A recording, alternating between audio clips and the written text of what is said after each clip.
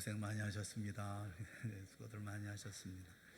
우리가 2019년 마지막 주일 예배입니다. 오늘 우리가 말씀을 같이 나누려고 하는 것은 시편 20편에 있는 말씀을 같이 나누려고 합니다. 시편 20편은 전쟁에 나가기 전에 불렀던 출정가라고 알려져 있습니다. 전쟁을 앞두고 전쟁을 치르기 위해서 나가기 전에 기도하고 그리고 예배하는 것이죠. 사무엘상 7장 8절에 보면 블레셋이 이스라엘에 쳐들어왔습니다. 이스라엘 백성들이 사무엘에게 간구합니다. 이스라엘 자손이 사무엘에게 이르되 이렇게 이제 간청을 합니다. 당신은 우리를 위하여 우리 하나님 여호와에게 쉬지 말고 부르짖어 우리를 블레셋 사람들의 손에서 구원하시게 하소서, 이렇게 간청을 합니다. 중요한 전통입니다. 이스라엘 백성들에게 중요한 전통이죠. 그러니까 이스라엘 백성들은 전쟁을 하기 전에 예배를 드리고 또 기도하고 그리고 전쟁을 했다라는 것입니다. 우리가 살아가는 삶도 그렇지 않습니까? 매일매일의 삶이 전쟁이다 이렇게 말할 수 있죠. 삶에 처절한 전투들도 벌어지고 영적인 전쟁은 말할 것도 없고요. 1절에 보면 환난 날에 이렇게 말씀을 하고 있습니다. 환난 날에 베욤체라. 베욤이라는 것은 바로 그날, 그런 뜻이죠. 차라라고 하는 말은 고통, 괴로움 혹은 대적 이런 뜻을 가지고 있어요. 고통의 대적을 만나는 그날 이게 환난 날이라는 거예요.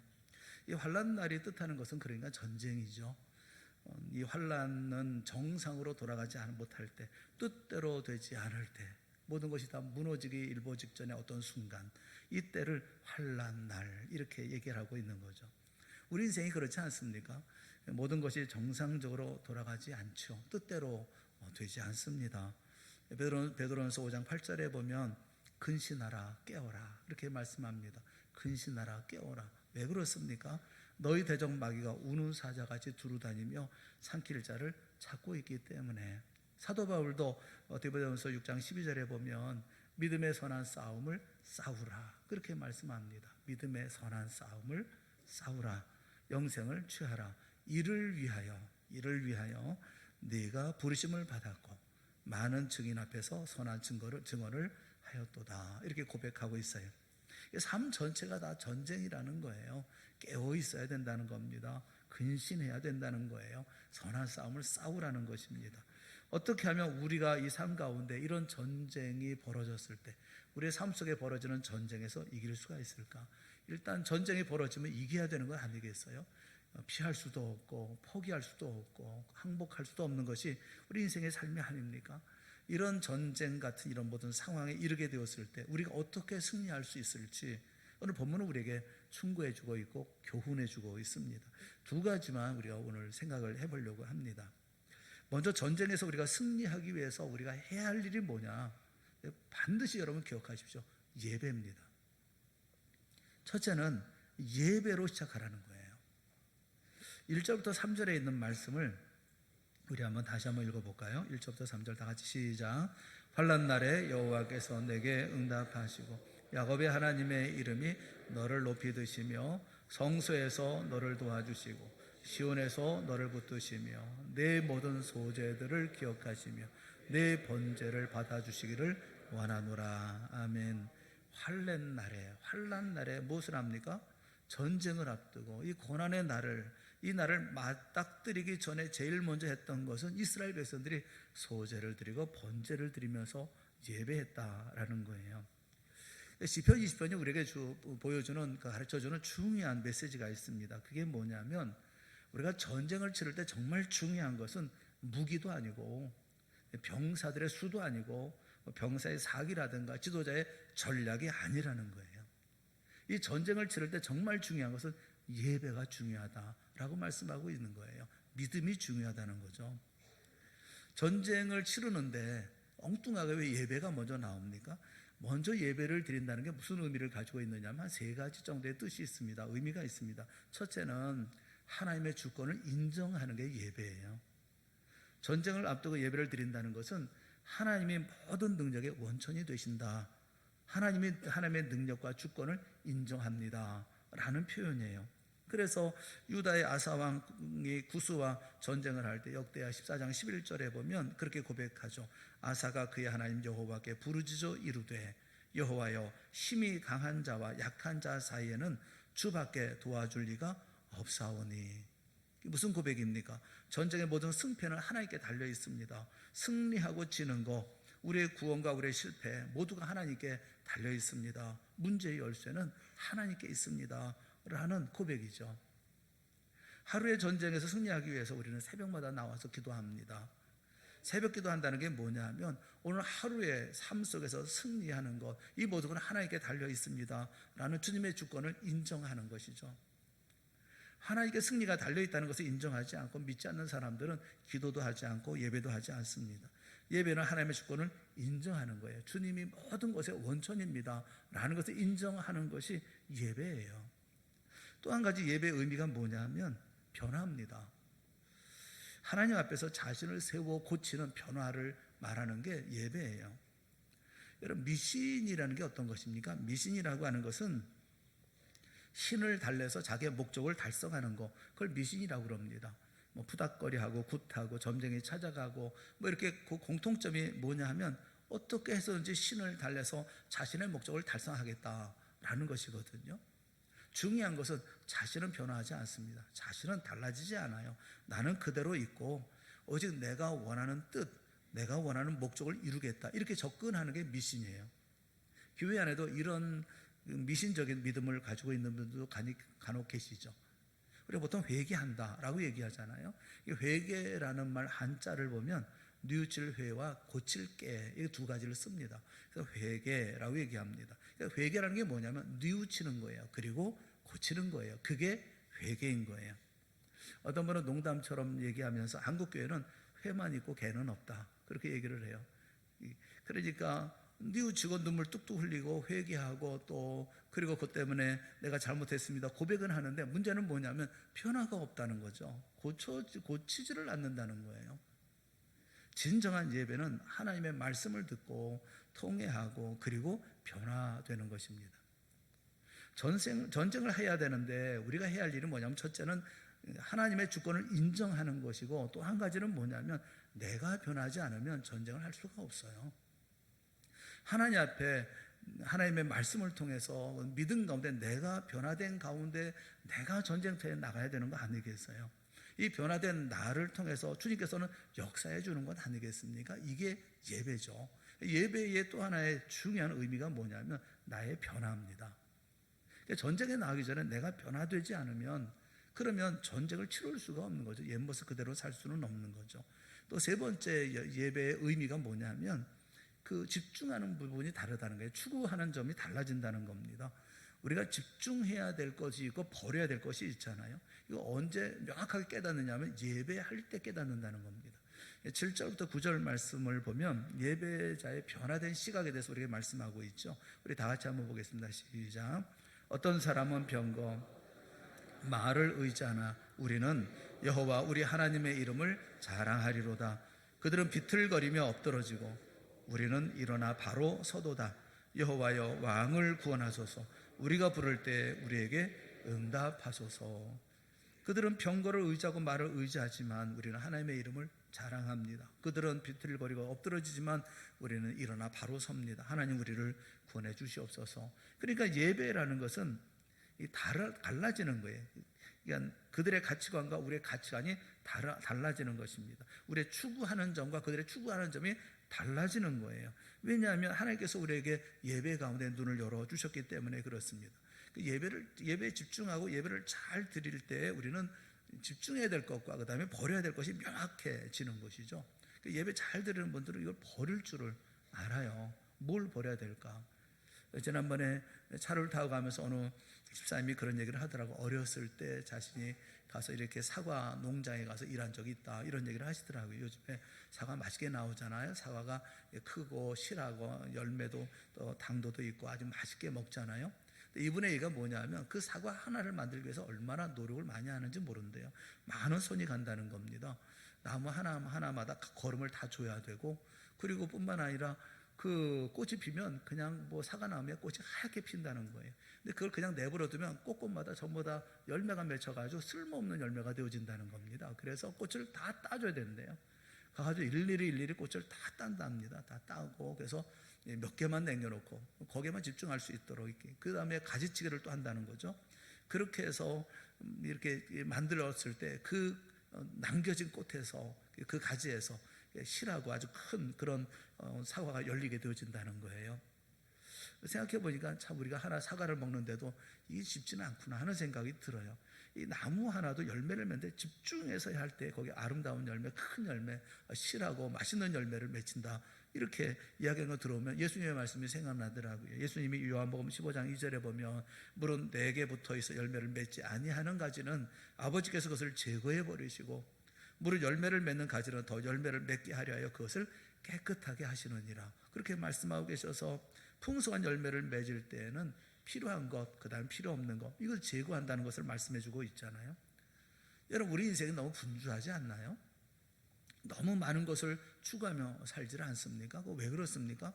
예배가 없기 때문에 그렇습니다. 예배 드리는 사람은 아무리 급한 일이 있어도, 아무리 소중한 일이 있어도 다 끊고 주님 앞에 나와서 엎드립니다. 생각해 보세요. 새벽 기도에 나와서 기도하는 사람하고 새벽에 엎어져 자는 사람하고 누가 더 바쁠 것 같습니까? 누가 더 바쁠 것 같아요? 새벽에 기도하는 사람은 대충 삶이 다 정돈이 돼 있어요. 근데 새벽에 나오지 않는 분은 일어나면 밥 먹기 바쁘고 직장 가기 바쁘고 뭐 그다음에 학교 가기 바쁘고, 그럼 다 경험하는 것이잖아요. 예배가 우리에게 주는 게 뭐냐면 집중할 것, 버릴 것을 알게 한다라는 것입니다. 도자기를 굽는데 그 삼류, 그 도공의 특징이 뭐냐면, 삼류 도공은 아까워서 버리지를 못해요. 뭐 금이 가고 그러면 슬쩍 유약만 발라가지고 눈을 속이고 그래가지고 팔기도 하지 않습니까? 그래서 삼류죠. 인류는 그렇게 안 합니다. 인류는 멀쩡해 보여도 뭐 색깔이 안 나왔어, 또 뭐 금이 갔네, 뭐 균형이 안 맞아, 다 깨버리죠. 옆에서 보면 아니 그렇게 정성스럽게 다 만들어가지고 저렇게 멀쩡한 거, 그런 것을 5시간씩이나 구운 것을 저렇게 깨버리면 되나 아깝기도 하는데, 그 수천 개를 다 깨다가도 제대로 된 작품 하나 만드는 거잖아요. 예배라는 것은 우리에게도 마찬가지입니다. 장가지를 쳐내는 능력이 있는 거예요. 그래서 예배는 강한 성도, 예배하는 성도가 강한 성도이고, 성도에게 예배는 힘이고 능력이 되어지는 것입니다. 하나님이 이렇게 예배하는 자를 통해서 일하셔요. 요한복음 4장 23절에 있는 말씀을 우리 한번 다 같이 읽어봤으면 좋겠어요. 요한복음 4장 23절 같이 시작. 아버지께 참되게 예배하는 자들은 영과 진리로 예배할 때가 오나니 곧 이때라. 아버지께서는 자기에게 이렇게 예배하는 자를 찾으시느니라. 하나님은 이렇게 예배하는 자를 찾으시느니라. 하나님은 예배하는 자를 찾아서 그에게 지혜를 주시고 능력을 주시고 이 땅에서 열매를 거두게 만드시죠. 전쟁에서 앞서서 우리가 해야 할 일이 뭡니까? 예배예요. 예배는 하나님의 주권을 인정하는 거예요. 이 모든 일의 주권은, 이 모든 일을 감당하게 하시고 이기게 하시는 분은 하나님이라는 사실을 인정하는 것이고, 또 한 가지는 내가 변화되는 거예요. 그리고 내가 집중해야 할 것과 버려야 할 것이 무엇인지 명확하게 깨닫는 것이 예배예요. 하루의 삶을 예배로 시작하고, 일주일의 삶을 예배로 시작하고, 또 1년의 삶을 예배로 시작하고, 우리의 모든 삶의 단계마다 예배로 시작하고 예배로 모든 것을 시작하는 하나님의 자녀들이 다 되어질 수 있기를 주님의 이름으로 축원합니다. 전쟁을 벌일 때 우리가 한 해 동안 무수한 전투를 벌이듯이 전쟁하듯 싸워왔잖아요. 이게 살아왔잖아요. 2020년은 또 뭐 전쟁이 또 없겠습니까? 또 뭐 무수한 전쟁들이 있겠죠. 그때 우리가 생각해야 될 것이 뭐냐면, 첫째, 우리가 이런 모든 전쟁에 임하기 전에 해야 할 일이 뭐라고요? 첫째, 예배하라. 하나님 앞에 엎드려라. 이것이 중요하다는 겁니다. 또 한 가지, 마지막 한 가지 더, 성도가 전쟁에 나가기 위해서 우리가 꼭 해야 되는 두 번째가 뭐냐면 계획해야 된다는 겁니다. 계획하라는 거예요. 준비가 필요하고, 그리고 무장을 해야 된다는 겁니다. 전쟁에 나가야 되는데 준비 없이 나가면 안 되잖아요. 무장하고 나가야 되지 않습니까? 4절 말씀해 보면 내 마음의 소원대로 허락하시고 내 모든 계획을 이루어 주시기를 원하노라. 내 모든 계획, 이렇게 소원, 이렇게 말씀해요. 계획을 세워야 됩니다. 구체적인 계획이 있어야 한다는 겁니다. 구체적인 준비가 있어야 된다는 거예요. 우리가 전쟁에서 승리하기 위해서는 전쟁을 향해서 나가려고 하면 예배를 잘 드려야 되고 예배를 드려야 되는 거, 이거 당연히 해야 되는 일이고, 그 다음에 사랑하는 여러분, 계획해야 된다는 거죠. 준비해야 된다. 잘 무장해야 된다. 이 계획을 잘 해야 된다는 거예요. 존 맥스라는 사람이 그런 얘기를 했습니다. 계획을 하지 않는 사람은 실패를 계획하는 것이다. 무슨 말인지 아시겠어요? 사람들에게 내 계획이 뭐야? 그러면 계획이 없는데, 그것은 계획이 없는 게 아니라 실패를 계획하고 있는 거라는 거예요. 계획이 없으면 실패할 수밖에 없는 것 아니겠습니까? 우리가 이 전쟁을 어떻게 시작을 합니까? 전쟁에 나가려면 어떻게 해야 됩니까? 하나님을 믿고 하나님 의지하고 하나님 바라보면서 예배해야 합니다. 그리고 치밀하게 준비를 해야 합니다. 계획해야 합니다. 여러분, 예배하는 사람에게 보여지는 게 뭐냐면 깊은 생각이에요. 깊은 생각이 있습니다. 예배하는 사람은요, 감정 따라 움직이지 않습니다. 생각나는데 즉흥적으로 그렇게 살지 않습니다. 기회주의자가 되지도 않고 변절자가 되지도 않습니다. 믿음 안에서 깊이 생각하고 주님 바라보고 모든 것을 진지하게 검토하고 계획하고 결정하죠. 여기 계획이라는 것은 바로 그런 의미를 말하는 거예요. 영국의 그 토마스 카을라일이라는 사람이 이런 얘기를 했습니다. 나의 직업이 나를 영화롭게 하지 못하면 내가 나의 직업을 영화롭게 하리라. 그런 얘기를 했어요. 여러분, 귀담아 들을 말입니다. 많은 분들이 거꾸로 살거든요. 이 시대를 살아가면서 어떤 직업이 좋은 직업이냐, 어떤 직업이 존경받는 직업이냐, 어떤 직업을 가져야 잘난 직업이냐, 이렇게 생각하고 직업을 자꾸 가지려고 노력을 해요. 근데 그렇지 않다는 겁니다. 내가 가지고 있는 직업이 무엇이든지 간에, 내가 무슨 일을 하든지 간에 그 직업이 나를 영화롭게 하지 못하면 내가 그 직업을 영화롭게 하면 되지 않겠냐라는 거예요. 여러분, 과거의 의사가 훌륭한 직업이었습니까? 과거의 의수를 가지고 있다고 해서 그 사람이 훌륭했었나요? 좋은 직업이었나요? 서양에서는 그 이발하는 사람이 그 의술도 베풀고 그러지 않았습니까? 천한 직업이었다고요. 장사꾼의 지위가 그래 높은 직업이었나요? 예전에 산홍공상이라고 있잖아요. 산홍공상. 그러니까 장사가 제일 밑바닥이에요. 어떤 직업이냐 보다는 더 중요한 게 뭐냐면 세상을 변화시키려고 하는 생각, 그것이 바로 준비된 모습이고 무장한 모습이고 계획을 세우는 그런 모습이라는 것입니다. 이런 모습이 있어야 되잖아요. 세상 속에 들어가서 그 가운데 내가 어떤 직업을 갖든지, 직업이 좋은 직업, 나쁜 직업이 어디 있어요? 돈 많이 벌고 돈 적게 버는 그런 것은 있을지 몰라도 좋은 직업, 나쁜 직업이 어디 있어요? 그 직업을 가지고 그 가운데 열심히 살고, 그래서 그 모든 것을 바꿔나가는, 세상을 바꿔나가는 사람이 되어져야 되는 것 아니겠어요?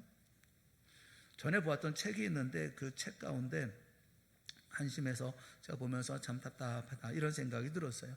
그분이 교회 청년들을 지도하는 그런 분이라고 하면서 책을 써냈더라고요. 근데 이분이 영화를 보다가 구토가 나고 정신을 잃고 그랬다는 거예요. 그게 무슨 영화나 그랬더니 람보 보고서는 구토하고 이렇게 정신을 잃을 정도로 중간에 나왔다 그러면서 너무 잔인하고 충격을 받았다는 겁니다. 나는 괜찮았는데, 나는 구토도 안 하고 정신도 안 잃고, 이 사람은 뭔가 그런 생각이 들어요. 재밌기만 하더만 그런 이분의 얘기 가운데 라이온 킹이라고 하는 애들 보는 만화 영화 있는데 그것도 보지 말래요. 문제가 많다는 겁니다. 밤낮 그런 얘기를 해요. 그래서 가만히 보면 청년들을 염세적으로 만들어버립니다. 그러니까 무슨 얘기냐면 세상에는 볼 것도 없다, 세상은 더럽다, 세상은 악하다, 세상에 들을 것도 없다. 그럼 어디 가서 살아야 됩니까? 산속에 들어가 살든지 기도원에 가 살든지 그래야 되지 않겠습니까? TV도 보지 말래요. 뉴스만 보라고 합니다. 뉴스도 너무 많이 보면 안 된다는 거예요. 이런 얘기가 어디 있어요? 여러분, 우리가 세상 속에 들어가 자신만만하게 들어갈 줄 알아야 되는 거 아니겠습니까? 세상 속에 들어가서 세상의 논리를 깨고 세상의 어떤 질서를 깨고 그 가운데 하나님의 질서를 세워야 되는 거 아닙니까? 다니엘을 보세요. 다니엘이 바벨론에 끌려갔죠. 느부갓네살이 그에게 4가지를 요구했습니다. 4가지 사항을 요구받았어요. 그런데 4가지 가운데 1가지만 빼놓고 다 순응을 합니다. 그 4가지 중에 순응한 3가지가 뭐냐면, 첫째는 교육이에요. 세속적인 교육을 받으라는 겁니다. 바벨론의 교육이 뭡니까? 바벨론의 교육이라고 하면 이방 교육이죠. 점성술을 가르치고 이런 것들을 가르치는 거 아니에요? 과학도 있고 수학도 있고 하나님의 백성이 받아들이기에는 좀 어려운 학문들입니다. 이게 좀 맞지 않는 학문이죠. 세상적인 학문을 다 배웁니다. 다니엘은 배우잖아요. 예수 믿는 사람이 학교에 가면 진화론 안 배웁니까? 틀린 줄 알지만 공부해야 되지 않겠어요? 알아야 뭔가 약점인지를 논증할 수 있는 건 아니겠어요? 심리학을 공부하는 사람이 프로이드를 빼놓고 심리학을 공부할 수 있나요? 그 사람을 생각하면 믿음이 용납하지 않습니다. 그래서 배우려고 하지를 않아요. 우리말 가운데 지피지기면 백전백승이라는 말이 있잖아요. 옛말에. 적을 알고 나를 알면 100번 싸우면 100번 다 승리하는 겁니다. 뭘 알아야 싸울 것 아니겠어요? 여러분 두려워하지 말아야죠. 피하지 말아야죠. 다니엘을 보세요. 다 배웠잖아요. 그리고 하나님의 논리와 능력으로 그 모든 걸 다 무너뜨려 버리고 말잖아요. 또 하나는 정부 참여하는 거예요. 바벨론의 정권에 참여합니다. 그 관리가 되지 않습니까? 세상이 썩었으니까 산으로 가자. 썩었으니까 고쳐야죠. 변화시켜야죠. 회사를 갈 때에도 나는 예수 믿는 사람의 회사, 기독교 회사로 가야지. 그렇게 얘기하면 되겠어요? 거기 들어가서 그렇지 않으니까 들어가서 신호회도 조직하고 기독교 문화를 전파해야 되는 거 아니겠습니까? 대학이 다 한동대 같고 뭐 사업체가 다 이랜드 같고 그렇게 되나요? 보편적인 그런 모습은 아니잖아요. 불신자들이 있는 곳에 가서 거기 들어가서 그들을 깨버려야 될 거 아니겠습니까? 언제부터 우리가 그 개토리즘에 빠져가지고 우리끼리 뭐 믿는 사람들끼리 그러면 되겠습니까? 기독교는 항상 사회 속에 들어가서 그리고 그 사회의 모든 것들을 다 변화시켜 나가는 거, 이게 다니엘의 시각이죠. 또 한 가지 요구한 게 이름 바꾸는 거죠. 뭐 우리말로 창씨 계명 이런 거잖아요. 다니엘은 벨드사살, 하나냐는 사드락, 미사엘은 메삭, 아사랴는 아벳느고, 이게 이름을 바꿉니다. 우리나라도 예전에 유교 정신에 투철했던 분들이 일본식으로 이름을 바꾼다고 그러니까 생명 걸고 싸우잖아요. 그런데 다니엘은 그러지 않았어요. 바꾸려면 바꾸라고. 이렇게 부르면 이렇게 부르고 저렇게 부르고 저렇게 부르고 아무려면 어떠냐고. 문제가 뭡니까? 얘기가 무슨 얘기입니까? 본질이 아니라는 거잖아요. 이것은 이름을 바꾼다 하더라도 자신은 변하지 않잖아요. 애굽에 있을 때 요셉을 요셉이라고 불렀을까요? 요셉의 이름이 있습니다. 요셉의 이름은 사드락 바네아라는 이름이 있어요. 그 애굽의 이름이 있어요. 이게 그 우상과 관계되어 있는 그런 이름이거든요. 그런 이름을 불려주잖아요. 자녀들은 그런데 나니까 그 자녀들의 이름은 다르게 짓지 않습니까? 므낫세라고 짓고 에브라임 이렇게 짓잖아요. 하나님이 내 모든 고난과 어려움을 잊게 하셨다. 그래서 잊어버림이라는 뜻의 므낫세.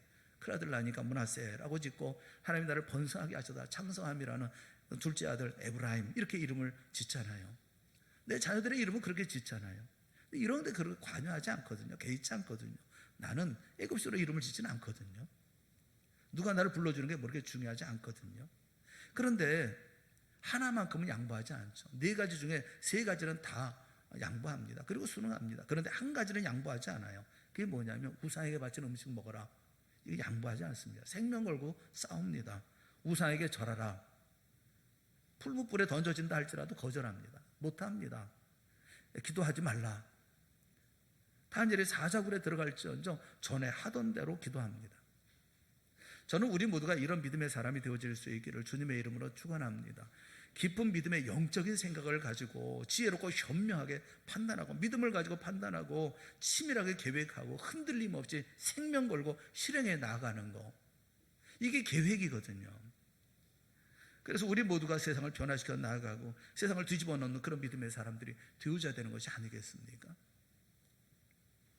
잘 보면 명분론이라는 것은 굉장히 또 어떤 면에서는 옳고 강한 것처럼 보여집니다. 명분. 그런데 이 명분이라는 것 때문에 세상 속에 들어가지도 못하고 심지어 세상을 포기하게 만드는 경우도 참 많아요. 여러분, 예수님은 자신을 가리켜서 요한복음 8장에 보면 나는 세상의 빛이니 그렇게 말씀하셨어요. 예수님은 빛입니다. 어디에 빛입니까? 세상의 빛이다 말씀하셨어요. 우리를 향해서 뭐라고 말씀하십니까? 마태복음 5장에 보면 우리에게도 말씀하셨어요. 너희는 세상의 소금이니 너희는 세상의 빛이라. 어디의 소금이라고요? 세상에. 명분을 지키려고 하면 어떻게 해야 됩니까? 다 끊어야죠. 교제를 하지 말아야죠. 세상 다 끊어야죠. 섬 같은 데 들어가든지 기도원에 들어가든지 산속에 들어가든지 기도하고 나 혼자 거룩을 지켜야 되겠죠. 성경 그렇게 말씀하지 않아요. 세상 속에서 소금이 되고 또 소금이고 세상 속의 빛이라고 말씀하고 있어요. 주님 자신도 나는 세상의 빛이라고 말씀하고 계셔요. 여러분 철저하게 준비하고 무정하고 피나는 훈련하고 노력하면서 세상 속에서 세상을 변화시켜 나가는 사람들이 되어지기 위한 계획이 있어야죠. 다윗이 하루아침에 골리앗을 물리쳤습니까? 물맷돌 열심히 얼마나 열심히 했겠어요. 양떼를 지키기 위해서 곰의 발톱에서 사자의 발톱에서 이 모든 이 건져낼 정도로 그렇게 이 사자들과 곰과 싸워야 했으니 얼마나 많이 연습을 했겠습니까? 빙빙 돌려 맞추는 거예요. 이게 쉽습니까? 하루 이틀 연습해도 되는 거겠어요? 그 농구 선수들을 보면 참 기가 막히잖아요. 그 큰 공을 가지고 그 조그만 구멍에다 이렇게 어떻게 집어넣는 거 보면 대단하잖아요. 얼마나 연습을 했을까요? 뭐 하루에 몇 번이나 연습을 했을까요? 몇 천 번을 던져 넣었을까요? 밤새도록 연습해서 그거 그렇게 하는 거 아니겠어요? 돌멩이 던져가지고 맞춘다는 게 이게 하루 이틀 연습해서 되는 거겠습니까? 훈련하고 또 연습하고 준비하고 그리고 나가서 싸우는 거예요. 예수 믿는 거 얼렁뚱땅 믿어도 되겠습니까? 그렇지 않아요. 그냥 가다 보면 되겠지. 뭐 하나님의 은혜로 되겠지. 주님의 인도하심으로 되겠지. 그렇지 않아요. 우리가 해야 할 일이 있어요. 그게 뭐냐면 첫째는 예배예요. 하나님께 맡겨야죠. 하나님을 의지해야죠. 예배의 사람이 되시기를 바랍니다. 하루를 시작할 때 새벽에 나와서 예배하고 한 주간을 시작하면서 하나님 앞에 나와서 예배하고 우리가 때때마다 하나님 앞에 나와서 기도하고 하나님의 은혜를 간구하고 그리고 우리에게는 계획이 있어야죠. 이 세상의 이 모든 적들과 이 전쟁에서 이길 수 있는 전략이 있어야죠. 우리가 계획을 세워야죠. 무턱대고 나가면 되는 겁니까? 준비도 하고 무장도 하고 훈련도 하고 노력도 해야 되는 것이 아니겠습니까? 여러분 2019년이 저물어갑니다. 한 해를 열심히 사신 여러분 모두를 치하하고 또 격려하고 여러분들에게 또 감사한 마음도 있어요. 한 해를 잘 버텨내셨구나. 근데 여러분 우리는 버티기 위해서 이 땅에 태어난 게 아니거든요. 우리는 버티려고 태어난 게 아니에요. 우리는 공격자지 방어하는 사람들이 아니에요. 세상에 가서 복음을 들고 나가는 사람들이지. 그래서 세상을 변화시켜 나가고 세상을 부수고 모든 질서, 세상적인 질서를 부수고 하나님의 질서를 세우고 이 세상의 문화를 깨뜨리고 하나님의 문화를 세우기 위해서 우리가 이 땅에 하나님께서 우리를 보내신 것인데 공격하는 사람들이 전쟁에 아무런 준비 없이 나갈 수가 있겠습니까? 오늘 본문의 말씀을 통해서 2020년 시작하고 2020년을 바라보면서 우리가 힘있게 또 진지하게 예배드리고 또 그리고 치밀하고 심도 있는 계획을 통해서 하나님의 뜻을 이루어 나가고 또 승리를 이루어 나가는 우리 모두가 다 되어질 수 있기를 주님의 이름으로 축원합니다. 말씀은 간단하게 보이지만 우리가 삶을 살아가면서 이런 모습을 가지고 산다면 주님께서 우리에게 큰 은혜를 베풀어 주실 줄을 믿습니다. 우리 모두가 예배자가 됩시다. 그리고 우리가 잘 준비하고 이 모든 것에 대해서 아주 영민하게 그리고 현명하고 지혜롭게 전쟁에 임해서 마침내 승리를 이루어 나가는 믿음의 사람들 우리 모두의 2020년이 되어질 수 있기를 주님의 이름으로 축원합니다. 기도하겠습니다. 사랑의 하나님 아버지, 우리에게 은혜를 베풀어 주시옵소서. 눈을 열어 보게 하여 주시옵시고 세상에 나가 이기고 승리하는 저희가 되어질 수 있도록 인도하여 주시옵소서. 우리 개개인마다 가정마다 우리 교회가 또 만나는 여러 가지 어려운 일들이 있습니다. 그러나 넘어지지 않게 하시고 도망가지 않게 하시고 피하지 않게 하여 주시옵시고 뒤돌아서지 않게 하여 주시옵시고 눈 부릅뜨고 주 앞에 간절한 마음으로 예배하고 주님 바라보고 잘 준비해서 늘 날마다 무슨 일이든 이고 승리하는 저희 모두가 되어질 수 있도록 2020년 하나님께서 베푸신 놀라운 은혜가 우리 모두에게 충만토록 역사하여 주시옵소서. 승리하는 우리가 되게 하시고 이기는 우리가 되게 하여 주시옵시고 저희 영광 속에 살아가는 한 해가 되게 하여 주시옵소서. 예수님의 이름으로 간절히 기도드리옵나이다. 아멘. 우리 다 같이 자리에서 일어나셔서